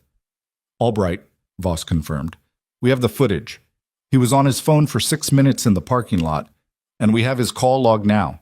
He called a number that traces to a shell company 3 layers away from Dunmore, but not so deep we couldn't follow it." He paused. "Albright is currently in a room with my people explaining his Thursday lunches with Douglas Cole." "And Cole?" "Still at the Dunmore property. County sheriff has the perimeter. We're waiting on authorization to go in. It's a civilian jurisdiction situation." He said jurisdiction with the compressed frustration of someone who respected legal processes and was also acutely aware of how legal processes could be used as time. "We'll have it within the hour." She absorbed all of this. The corridor had stabilized. Voss's people had moved the 2 men efficiently, and the ER patients who'd been aware anything was happening were being managed by nurses who were doing the specific calming work that ER nurses were very good at. Behind the curtain to bed 7, she could hear the sound of a laptop keyboard. She went back in. Selby was looking at his screen, and his face was doing something she'd learned to read in people who had been holding a weight for a long time and have just put it down somewhere secure. Not relief exactly, because relief implied the problem was over, and the problem was not over. More like the particular muscular release of someone who has been clenching without knowing they were clenching. "It's sent," he said. She checked her phone. Voss's contact number. He'd given it to Devereaux to give to her, another instance of preparation she was grateful for. She typed, "File incoming from Selby. Email sent 30 seconds ago." His response came in 11 seconds. "Received. Authenticated. Making copies." She showed Selby the message. He read it twice. His cardiac monitor was showing a rate that was still elevated but had come down from its earlier peak, and the rhythm was cleaner. Not good exactly, but improved. The body doing what it did when the adrenaline curve started its decline, and the parasympathetic system started cautiously reasserting itself. "What happens now?" he said. It was a genuine question, not rhetorical, and she gave it the honest answer rather than the reassuring one. "People who are better positioned than me to answer that are working on it right now. she said. What happens to you tonight is that you stay here. Albright doesn't come near your room because Albright is currently occupied, and by morning, the cardiac situation will be clearer. And Reith, the advisory panel? I don't know, she said. I know that Voss has the documentation and knows what it means and is not the kind of person who leaves things incomplete. Selby nodded slowly. He looked at his hands. I've been scared for so long, he said, not to her exactly, more to the room. I forgot what it felt like to not be. She didn't answer that because the honest response was that he wasn't clear of it yet and might not be for a while, and he knew that, and sometimes the right move was to let a person have the feeling they were having without correcting it. Her phone buzzed. She stepped outside the curtain. The message was from Voss, and it was 4 words. Come to the lobby. She walked through the corridor past the nursing station where Tanya was watching things with the attention of someone keeping a record, past the imaging bay where Dr. Wren's light was still on, and Garrett Hale's folding chair was still against the wall, through the ER's main artery, and out into the lobby. Voss was there. With him was Engel, and with Engel was a woman Olivia didn't recognize. Late 50s, short, the compressed, precise energy of someone who occupied rooms without needing to announce herself. She was in civilian clothes, but the lanyard she was wearing was not a hospital lanyard. It was a federal ID, and even across the lobby, Olivia could see the seal on it clearly enough to identify the issuing agency. Department of Defense, Inspector General's office. She hadn't been called. She was already here, which meant she'd already been coming, which meant this investigation had started not tonight, not when the trucks pulled in from Fort Caraway, but earlier, days or weeks earlier. And tonight was not the beginning of something but the convergence of several things that had been moving toward each other for longer than anyone in this hospital had understood. Voss caught her eye across the lobby. He gave her a small nod, the confirmation kind. And then the woman from the IG's office turned to look at Olivia, a direct, evaluative look, the kind that filed things. And she said, at lobby crossing distance, in a voice that was quiet but entirely audible, I've been looking forward to meeting you. From the corridor behind Olivia, from the direction of the administrator's suite, came the sound of a door opening hard against its stop. And then Pruitt's voice, sharp and shaking in a way Olivia had never heard it. I want a lawyer, right now. I want a lawyer before I say another word. The sound of Pruitt's voice bounced off the lobby walls, and then the corridor absorbed it, and what was left in its wake was the particular quality of silence that follows something irreversible. The woman from the IG's office. She'd introduced herself as Deputy Inspector General Carla Mote, which was a name that apparently meant something to Voss because his posture had shifted fractionally when she'd said it, did not react to Pruitt's demand. She looked at it the way you look at weather, noted, categorized, incorporated into the existing picture. She'll have one, Mott said, to no one in particular. That's how this works. She turned back to Olivia. Walk with me, she said. They walked to the small waiting area off the lobby, the one with the hard plastic chairs and the mounted television someone had muted hours ago, where the captions were still running on a news broadcast that had nothing to do with anything happening inside this building. Mott sat. Olivia sat across from her. Voss remained standing by the entrance to the area, close enough that he was part of the conversation, far enough that it was clear whose conversation it was. I want to be transparent with you about the timeline, Mott said. She had a directness that wasn't aggression, more like someone who had decided years ago that managing information was more expensive than providing it. My office opened a preliminary inquiry into Dunmore Logistics 4 months ago. Not the vest specification specifically. That came later. We started with a procurement anomaly that a contract auditor flagged. The numbers were too clean in ways that numbers are only too clean when someone's managing them. Cole, Olivia said. Cole was one of 3 administrative contacts who had consistent access to the relevant documentation at the point where it should have triggered automatic review and didn't. Mott's hands were folded in her lap, still. When Sergeant Hale's formal complaint landed in our system 2 weeks ago, through a back channel, not the official route, because the official route had been managed, we accelerated. Tonight was not an accident of timing. We were 24 hours from a coordinated approach when the truck incident happened and compressed the window. So you came early. We came when the situation changed. She looked at Olivia steadily. which is where you enter the picture, not peripherally. Olivia waited. Your termination tonight, Mott said, will be part of the administrative record of this inquiry. Cole's decision to remove you from the building at the specific moment he did, while Hale was present, while Selby was incoming, while my office was moving. That's not going to be read as a routine policy enforcement. The timeline is too precise. He wanted me out of the room, Olivia said. He wanted a potential witness out of the room. Someone who might recognize what she was seeing. Mott paused. Someone who had military background and might make connections he didn't want made. A beat. Your service record is in our system, Marsh. It came up when we pulled the full picture of tonight. She sat with that. The record she'd left without ceremony, without a formal accounting of what it contained. Still sitting in a government database somewhere, apparently, as records did. What happens to Cole? She asked. Cole is currently at a property with documented ties to a Dunmore subsidiary, having left a hospital he was told to remain in during an active inquiry on the same night that two individuals employed by a Dunmore-connected security firm attempted to access a federal witness. Mott said it without inflection. He's going to have a complicated few months. And Reith, the advisory panel, suspended pending investigation as of 40 minutes ago, Mott said. The panel chair was briefed by my office. That appointment is going to be looked at very carefully, including how it was facilitated and who signed off. Olivia looked at the muted television.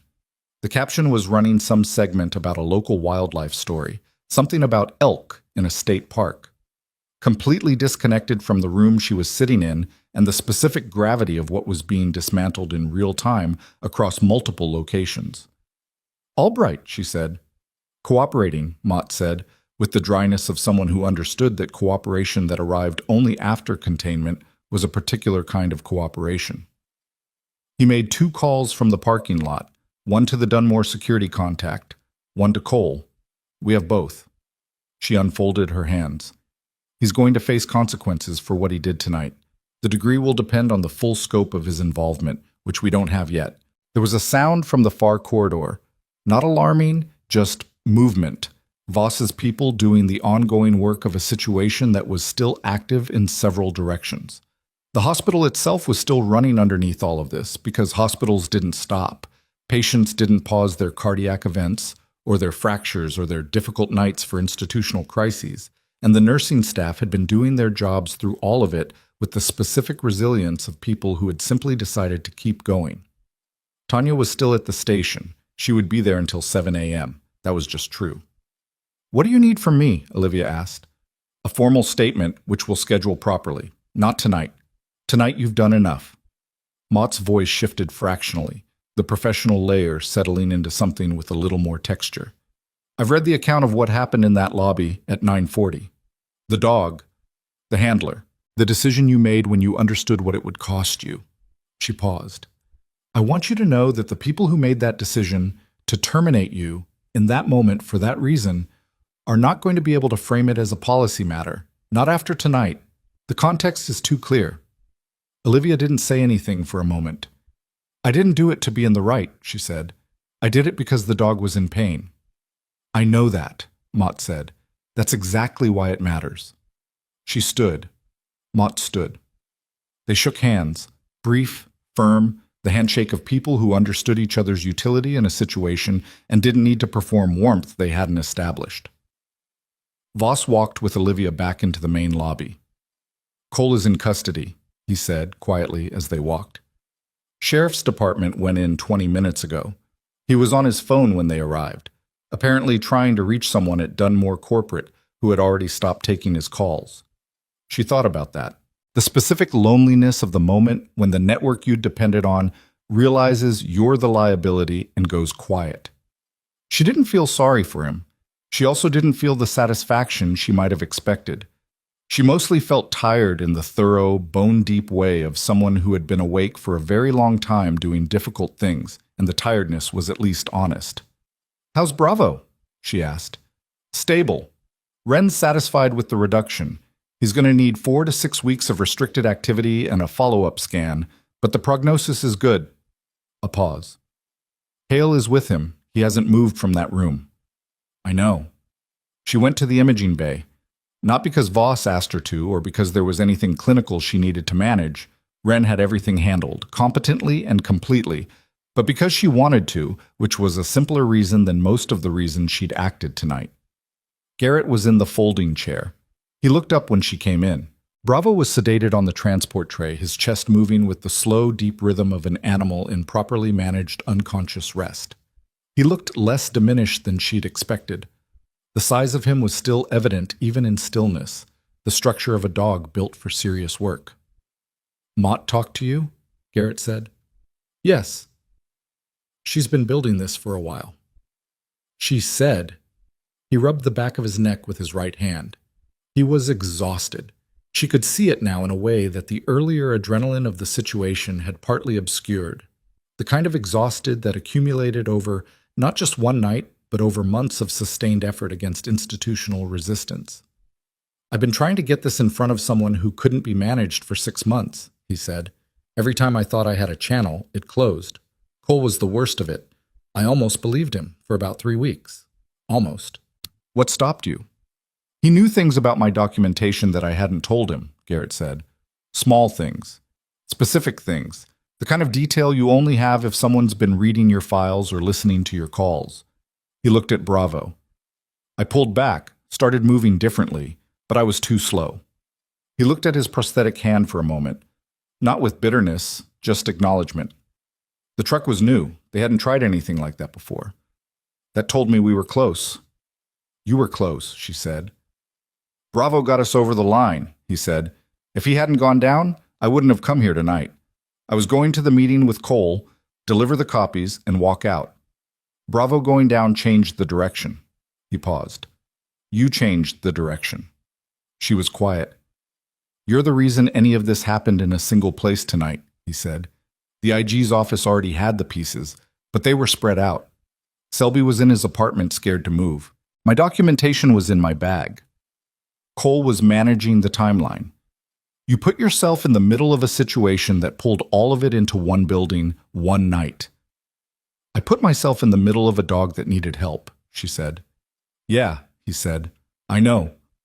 He looked at her directly. "That's the same thing." She didn't have an answer for that. She sat on the floor beside the transport tray. There wasn't another chair. And for a few minutes, she and Garrett Hale sat in the imaging bay of Hargrove Regional Medical Center in Dellwood, Wyoming, at somewhere past 1 in the morning, while a sedated military working dog breathed steadily between them and the rest of the building worked through its complicated night. It was not peaceful exactly, but it was as close as the night had come. Her phone buzzed. She looked at it. Unknown number. Not the Wyoming area code of Hartwell's earlier call. A Virginia area code. She answered. Marsh, a male voice, older, the flat institutional precision of someone who had spent decades in environments where voice conveyed rank without announcing it. "I'm calling from the office of the Army Surgeon General. We've been briefed on tonight's events." A pause. "I need to ask you something directly, and I need a direct answer." "All right," she said. "Your voluntary separation 3 years ago," he said. "The agreement that accompanied it. You signed a standard re-engagement restriction as part of that agreement. Are you aware of that clause?" She was aware of it. She had been aware of it every day for 3 years in the specific way that people were aware of things that defined the shape of their lives without being the thing they talked about. The clause had been standard, a function of the circumstances of her separation, the nature of the work she'd been attached to, the protocols around personnel who had operated in certain environments. She had signed it. She had understood it. "Yes," she said. "That clause," the voice said, "is under review as of approximately 40 minutes ago, at the request of Colonel Voss and with the preliminary support of the Deputy Inspector General's office." A pause that was not casual. "The review is not perfunctory. It's substantive. And the reason I'm calling you at 1 in the morning, rather than sending a formal communication in 72 hours, is that someone in this office wanted you to know before the morning briefing cycle, because the morning briefing cycle is going to include your name in a context you should be prepared for." She stood up. Garrett was watching her face. "What context?" she said. "Sergeant Hale's complaint," the voice said. is going to become the center of a formal investigation that will likely take 18 months and result in criminal referrals against multiple individuals, including at least one current government advisor. The documentation is substantial, the pattern is clear, and the investigation is going to need a clinical liaison, someone with military working dog medical knowledge, combat medic background, and experience working inside civilian medical institutions, to serve in an advisory capacity during the evidence-building phase. She was very still. "We're not offering you your old role," the voice said. "We're offering you something that doesn't currently exist because tonight demonstrated that it should exist. A formal position, full credentials restored, civilian contract status if you prefer it." Another pause. "Voss says you'll say you were just helping a dog." "I was," she said. "He said you'd say that too." She could hear something in the voice that was not quite humor but was in that direction. "The position exists whether you take it or not, Marsh. But the person we'd want in it is the person who walked back into a building she'd just been thrown out of because she hadn't finished the job." A pause. "Think about it. We'll talk formally in 48 hours. The call ended. She stood with the phone in her hand. Garrett was still watching her. He'd heard enough of her side of the conversation to understand the shape of it, if not the content. He didn't ask. He waited, the way people waited who had learned that patience in uncertain moments was not passive, but active. A choice, repeated. She looked at Bravo's steady breathing. She thought about the plant in her apartment that she kept forgetting to water. She thought about the cracked grip pen in her pocket. She thought about a dog on a lobby floor who had touched her hand with his nose and decided she was someone worth trusting, and everything that had followed from that single small moment of animal judgment. She was about to say something to Garrett, she wasn't sure what, when the imaging bay door opened and Dr. Wren leaned in with the expression of someone who had been awake too long and had found something in the data that was going to make the night longer. "I need you both," Wren said. "The contrast results just came back on the soft tissue scan." She paused. "There's something in the flank that I want a second set of eyes on. Old scarring, looks like. But the density pattern is unusual." Garrett was on his feet immediately. Wren looked at the imaging on the wall display, and Olivia came to stand beside her. And what she saw in the scan, the faint, irregular shadows in the left flank tissue, the pattern of old disruption in the muscle architecture, the small bright point that was not bone and not tissue, but something that did not belong, made her go completely still. Not healed shrapnel. Something else. Something smaller, more regular. Something with a shape that she recognized from a context she had not expected to encounter tonight, in a civilian hospital, in a military working dog who had been cleared for service. She looked at Wren. "That's not from combat," she said. Wren's face confirmed it. "No," she said. "It's not." Garrett was at the imaging display in 2 steps. Wren pointed without touching the screen, the precise, non-contact gesture of someone who had learned to indicate without contaminating. "There. And there. The density is wrong for scar tissue and wrong for retained fragment. The shape has too much regularity." Olivia leaned in. The object was small. 4, maybe 5 millimeters, and it sat in the left flank musculature at a depth that would have required deliberate placement rather than impact penetration. Shrapnel moved in chaotic vectors.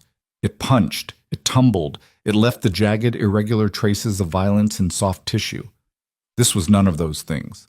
This was smooth-bordered and precisely positioned, the imaging signature of something that had been put there rather than driven there. "A tracker," Garrett said. His voice was flat in a way that wasn't calm. It was the flatness of someone absorbing information that rearranged everything they thought they knew about a sequence of events. "I can't confirm that without extraction," Wren said, "but the profile is consistent with a subcutaneous tracking device, passive RFID or low-frequency GPS, depending on the manufacturer." Garrett turned away from the display. He put his right hand against the wall and stood there for a moment with his back to both of them. She could see his shoulders working through something, the specific physical process of a person keeping themselves together while their understanding of what had happened to them was being revised in real time. "They always knew where he was," he said. "Not a question. If it's a tracker," Olivia said carefully, "then whoever placed it had access to Bravo outside of your presence, and they had the equipment to do it without leaving visible evidence." When was he last in a facility without me? Garrett turned back. His jaw was tight, but his eyes were clear. The particular clarity of someone who has decided that the most useful thing they can do with what they're feeling is set it aside for later. 8 weeks ago, routine veterinary clearance at the base clinic at Caraway. I waited outside. Standard procedure for the physical. Handlers don't go in for the exam portion. Wren was already on her phone.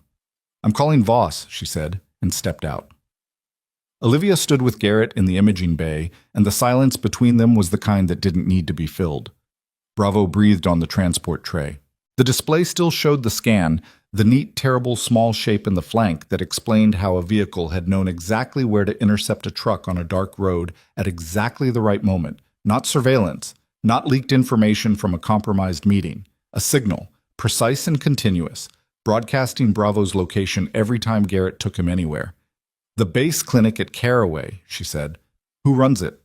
Contract staff, Garrett said. He said it with the specific exhaustion of someone who had just understood something they were going to have to spend a long time being angry about. Civilian veterinary contractors. 4 of them rotate through. A pause. I never thought. He's a military working dog. The facility is on base, I assumed. You assumed the perimeter meant something, she said. Yeah, it usually does. Not when the people inside it are the problem. But Voss came in 90 seconds after Wren's call, which meant he'd been close, which meant he'd been managing the building's situation from a position that kept him accessible. He looked at the scan. He looked at it for a long time, longer than someone who was simply reading an image, the longer look of someone reading implications. Then he pulled out his radio and said 4 words into it. Lockdown Caraway Clinic. He lowered the radio. I need the names of the contractor staff, he said to Garrett. I can get them. Do it now. Garrett was on his phone in the corner, and Voss was back on his radio, and Wren was standing near the display with the expression of someone who had been a surgeon for 23 years and thought she had encountered most of the situations her profession could produce and had just discovered she was wrong. Olivia stood at the edge of it all and watched the machinery of consequence grind into motion. Slow, inevitable, the specific weight of institutions moving when they finally moved in the right direction. It took 40 minutes to confirm. The device was extracted by Wren under local anesthetic. Bravo was still sedated from the reduction procedure, which Wren said grimly was at least one thing that had worked out. And it was exactly what the scan had suggested. A passive GPS tracker, commercial grade but modified, the kind of modification that required technical knowledge and access to specific equipment. It was bagged, labeled, and in Voss's hands within the hour. The veterinary contractor whose name appeared on Bravo's exam record from 8 weeks ago was a man named Felix Orr. By the time Voss had the name, Orr had already been flagged in a separate database. Not military, not medical, financial. His personal accounts showed 3 wire transfers from a shell company that traced, through the same 3-layer structure as Albright's contact, back to Dunmore Logistics. This information reached Olivia in pieces, through Devereaux, who had taken on the informal role of keeping her informed in the way that people sometimes designated a particular person to manage information flow when the situation was too fragmented for everyone to track everything. She received each piece with the same response. A nod. A question when she had one. Silence when she didn't.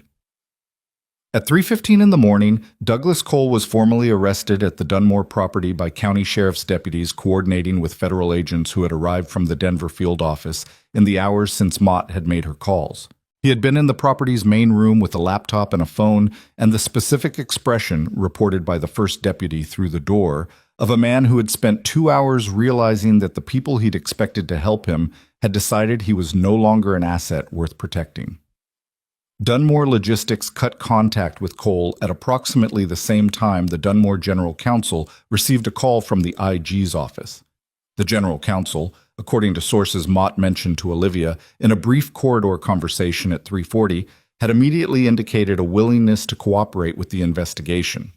Corporate entities, Mott said, with the practiced evenness of someone who had watched this happen many times, generally cooperated when the alternative was worse. The calculus wasn't moral, it was arithmetic. Paul Reith reached at his home in Northern Virginia at 4 a.m. Eastern Time, by 2 agents from the IG's office, declined to comment and requested counsel. His suspension from the advisory panel had already been processed, and the formal notification was on its way. The panel chair released a brief statement by 6 a.m. Eastern that described the suspension as precautionary pending review, which was the institutional language for "we knew nothing and are very concerned," in which everyone who had been awake in a Wyoming hospital all night read with the specific literacy of people who had seen how the institution actually worked. Dr. Albright was suspended from Hargrove Regional pending investigation at 4:30 a.m., the paperwork signed by Patricia Engel in the administrator's office, with the particular efficiency of someone who had been managing crises for long enough to know that the paperwork was the first step, and sentiment was not part of it. Karen Pruitt's situation was more complicated, which Olivia had expected. Pruitt had a lawyer by 2 a.m. The lawyer's first move was to establish that Pruitt had acted within her interpretation of hospital policy, which was technically accurate and also, in the context of the full picture, inadequate. Mote's office was looking at the pattern of Pruitt's decisions over the 6 weeks prior to tonight, the access logs, the meeting records, the specific sequence of choices that had kept certain complaints from reaching certain ears. Whether Pruitt had knowingly participated in Cole's network or had been managed without fully understanding it was a question that was going to take longer to answer than one night. What was not a question was that her decisions had contributed to a situation in which a documented whistleblower had been placed in danger and a decorated veteran had been turned away from medical care. Engel communicated to Olivia, through the intermediary of a very tired HR administrator who appeared at 6 a.m. with a clipboard and an apologetic expression, that her termination had been formally rescinded. The language was institutional and correct and contained the word regret 3 times, which was 2 more times than Olivia thought the situation warranted and 1 more time than she thought the institution actually felt. She signed the form that acknowledged the rescission. She did not sign anything that constituted a statement about her future employment intentions, because the form that asked for that had a line she left blank. The HR administrator noticed the blank line. "We'd need you to indicate your—" "I know," Olivia said. "I'll be in touch." The administrator took the clipboard and went. It was 6:17 a.m.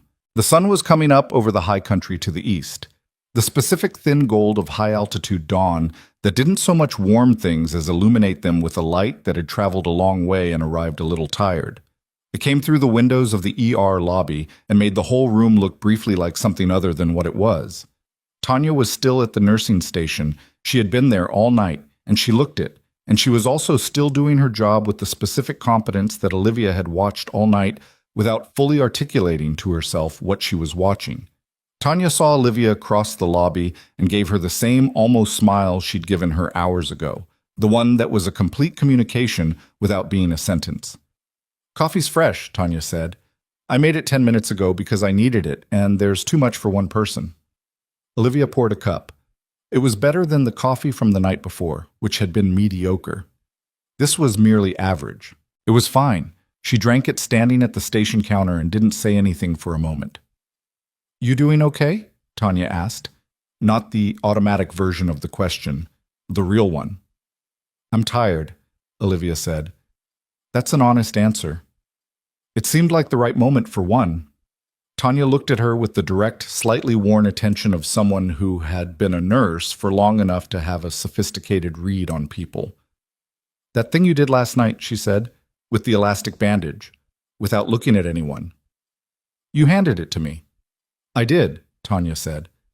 "I decided to in about 2 seconds. Fastest decision I made all night." She paused. "I want you to know I was watching the whole time. After you went outside before the military came. I was watching the door." She said it without drama, matter of fact. "I don't know what I would have done if it had gone different, but I was watching." Olivia looked at her. "Thank you," she said. It was not a large exchange, but it was a real one, and at 6:20 in the morning after the night they'd both had, real was the thing that mattered. At 7 a.m., Garrett Hale found her in the small courtyard beside the hospital entrance, where she'd gone for air and ended up sitting on a concrete bench that was cold through her scrubs and not caring. He came out with 2 paper cups of something from the cafeteria that had just opened, and he sat on the other end of the bench without asking if she wanted company. He handed her one of the cups. "Hot chocolate," he said. "I know it's not. I just thought coffee seemed wrong." She took it. It was slightly too sweet and made with powder, not real chocolate, and it was the right call. They sat. "Ren says he can travel in 2 days," Garrett said. "With the right transport setup. Caraway has a rehabilitation unit." He wrapped his right hand around his cup. "I'll stay with him." "Good."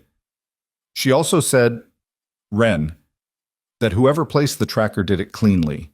No infection, no inflammatory response. Bravo never showed any signs. He said it was something in his voice that wasn't quite anger and wasn't quite grief and was probably both.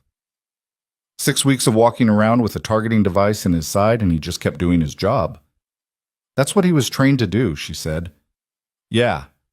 He looked at the parking lot, the morning light hitting the asphalt. "Felix Orr is in custody. They picked him up 2 hours ago. He was apparently trying to drive to New Mexico." A pause.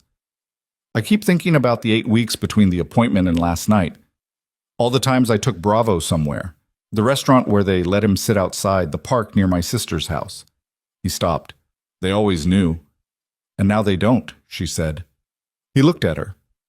The look had the weight of someone who wanted to say something and was figuring out whether to say the version he'd practiced or the actual version. He went with the actual version. "I don't know how to do what you did," he said. "Walk back into a building that just threw you out, like it wasn't a thing." "It was a thing," she said. "I just decided the other thing was bigger." "How do you know when it's bigger?" She thought about it. "You don't always," she said. "Sometimes you're wrong about what's bigger and you pay for it and you still don't regret it because you were working from what you knew at the time." She looked at the cup in her hands. "Last night I wasn't wrong, but I didn't know that when I walked back through the door." He was quiet for a moment. "What are you going to do?" he said. "The IG's office has a position," she said. "Advisory capacity? Clinical liaison for the investigation." She paused. "Voss thinks I should take it." "What do you think?" She thought about the blank line on the HR form, the plant she kept forgetting to water, the 3 years she'd spent in pale green scrubs in a building where nobody knew what she'd done or who she'd been, and the specific relief that had provided, and the specific cost it had also carried. The two of them inseparable, the way most things worth anything were inseparable from their cost. She thought about Bravo's nose touching her hand on the lobby floor, the moment of animal assessment and the decision that followed it. "I think," she said slowly, "that I spent 3 years being quiet about everything I knew how to do. And it was the right call at the time. But last night," she stopped. "Last night I used everything, all of it, and it mattered." She looked at the morning light. "I don't think I can go back to using none of it." Garrett nodded once. He understood that, she thought, in the specific way that people understood things they'd lived rather than been told. "Take the position," he said. "I haven't decided yet." "You have," he said. "You're just still talking yourself into it." She looked at him. He was right, which was slightly annoying and also fine. At 9 a.m., Patricia Engel held a brief internal meeting with senior nursing staff, department heads, and the 2 members of the board she'd managed to reach by phone during the night. Olivia was not at this meeting, but Tanya was, and Tanya reported it afterward with the economy of someone who knew how to extract the essential from the substantial. Engel had been direct. She'd laid out what had happened, not the sanitized version, not the version shaped by institutional self-protection, but the actual sequence of events, including Cole's role, Albright's contact, the termination of a nurse who had correctly identified a medical situation and responded to it. She'd said, according to Tanya, that the hospital's policies would be reviewed and revised by a team that included ER nursing staff, not just administration. That the emergency response protocol around veteran and military-adjacent cases specifically was going to be redesigned from scratch. That the people who had made the decisions they'd made last night were no longer in positions to make decisions of any kind at Hargrove Regional. She was brutal about it, Tanya said. Not emotional, just accurate, which was worse. For who? For the board members who'd approved Cole's last contract review, Tanya said. They looked like they'd eaten something bad. The public peace came later because these things always had a public peace, and the timing of it was not something Olivia controlled or tried to. A local news outlet had picked up the story from a county sheriff's department press release about Cole's arrest. By noon, it had been picked up by a regional wire. By 3 p.m., it had reached national outlets because the combination of elements veteran, military working dog, procurement fraud, hospital dismissal, tracker was the kind of story that moved fast once it had enough oxygen. The framing was imperfect, because it always was. Some outlets led with the dog, which was fine and probably accurate to what had drawn people to the story. Some led with the fraud, which was the harder, more important thing. One outlet ran a headline that was factually correct, but missed every nuance of what had actually happened in favor of a cleaner narrative arc. She read it and put her phone down and didn't read any more headlines. What mattered was the documentation. Selby's files, Hale's records, Wren's extraction report, the tracker in its evidence bag, the financial trails Mott's office had been building for 4 months. All of it was now part of a formal federal investigation that had enough structure to survive the news cycle and enough substance to produce the kind of consequences that didn't evaporate when the cameras moved on. Cole was charged. Orr was charged. Albright was suspended pending further action. Reith's advisory panel appointment was formally terminated, and his name was submitted to the DOJ's Public Integrity section for review. Dunmore Logistics government contracts were frozen pending audit. All of them, across all programs, not just the working dog equipment line. The specific contract that had produced the substandard vests was referred for criminal investigation on 14 separate counts. None of it happened overnight. None of it resolved in a single clean moment. Investigations took months. Courts took longer. The apparatus of accountability moved the way large things moved, with significant inertia, imperfect aim, and occasional frustrating pauses where nothing seemed to be happening, and then suddenly a great deal happened at once. But it moved. That was the thing. That was what she held on to in the weeks that followed, when she was tired or uncertain or sitting in a deposition room in a federal building answering questions about the specific sequence of a specific night for people who needed the details in a form they could use. It moved. The system was slow and imperfect and required someone to put themselves in its path and refuse to move before it would shift direction. But when it shifted, the shift was real. She took the position. The formal offer came through proper channels 6 days after the night at Hargrove Regional, in a document that used language she recognized from her service years, precise, unambiguous, outlining scope and authority, and the specific protections that came with official capacity. She read it twice. She signed it. She sent it back the same day. She called Hartwell and told her. Hartwell said, "Good." Then, after a pause that contained something Hartwell rarely allowed into her voice, "I always thought the separation was the wrong call." "It wasn't wrong for what I needed at the time," Olivia said. "No," Hartwell said, "but time changes what you need." Another pause. "You should know that the people who signed off on the clause review did it unanimously. That doesn't usually happen." "I know," Olivia said. "I read the memo." "Of course you did." There was something in Hartwell's voice now that was unambiguous. Not quite pride, because Hartwell was not the kind of person who performed pride, but the specific warmth of someone who has invested in a person for a long time and watched that person prove the investment correct. "Take care of yourself, Marsh." "I'll try," she said. "I'm still not great at it." "Nobody is," Hartwell said. "Do it anyway." Bravo left Hargrove Regional 2 days after the night that had brought him there, in the proper transport setup that Voss's people had arranged, with Garrett beside him the whole length of the drive to Caraway. Wren had cleared the transfer with the specific confidence of a surgeon who had done good work and knew it. Olivia stood in the hospital's ambulance bay when they loaded the transport. Garrett paused before he got in. He looked at her across the 6 feet of Wyoming morning air between them. "When the investigation phases into the trial prep stage," he said, "they're going to want testimony about the clinic, about what was found and when and how."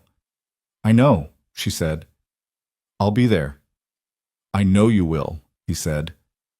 It was not a compliment exactly. It was an acknowledgement of what she was, what she'd demonstrated, what he'd seen in her when she'd crouched 4 feet from a 110-pound dog in a lobby and waited without moving. He got in. The transport pulled out. She watched it go until it cleared the curve of the entrance road and was gone. She stood in the ambulance bay for a moment in the cold and the quiet and let herself exist in the specific space of after, not aftermath, which implied something finished, but after, which was the ongoing condition of having come through something and still being here on the other side of it. It was not triumphant. It didn't feel the way the movies suggested it should feel. It felt like cold air and tired legs and a shoulder that still ached at the joint where she'd taken impact. And underneath all of that, a quieter thing, harder to name, the satisfaction that wasn't about winning, but about having been exactly what the moment needed, when the moment needed it. She'd walked back through those automatic doors with no badge and no plan, and nothing except the certainty that the job wasn't done. That was the whole story. Everything else was what happened because of that single decision, and the decision hadn't been complicated. It had been the simplest thing she'd done in 3 years, simpler than the 10,000 small adjustments of a life spent being less than she was. A dog was in pain. She could help. The cost was real, and she paid it anyway. She was not a person who believed in clean lessons or tidy morals. She'd seen enough of the world's actual texture to know that most situations didn't resolve into clarity, that accountability arrived imperfectly and late, that the people who deserved consequences sometimes received them and sometimes didn't, and that you did your job anyway because the alternative wasn't neutrality. It was complicity in the gap between what was true and what was allowed to stand. But this one had resolved, not perfectly. The imperfections were documented in ongoing federal proceedings and would be for the next year at minimum, but substantially. In the ways that mattered, Cole would answer for what he'd done, Reith would answer, Orr would answer, Albright would answer. The organization that had provided substandard protection to working dogs, deployed in conditions that cost them everything, would answer, and the dogs that came after Bravo would be equipped with gear that did what gear was supposed to do, and maybe some of them would come home without injuries they shouldn't have had, and the people who brought them home would do so without a targeting device in their partner's flank, and none of that was small. She walked back inside. Tanya was at the station. She would be there for another hour until the day shift properly took over, and she looked like someone who had been awake for far too long and had also had a night that she would be processing for a while. "You heading out?" Tanya said. "Soon." "Before you do," Tanya reached under the counter and produced the borrowed pen, the stubby one with the cracked grip that Olivia had taken from the supply closet at the beginning of the shift that felt like a different era. "You left this." Olivia looked at it. She took it. "You can keep it," Tanya said.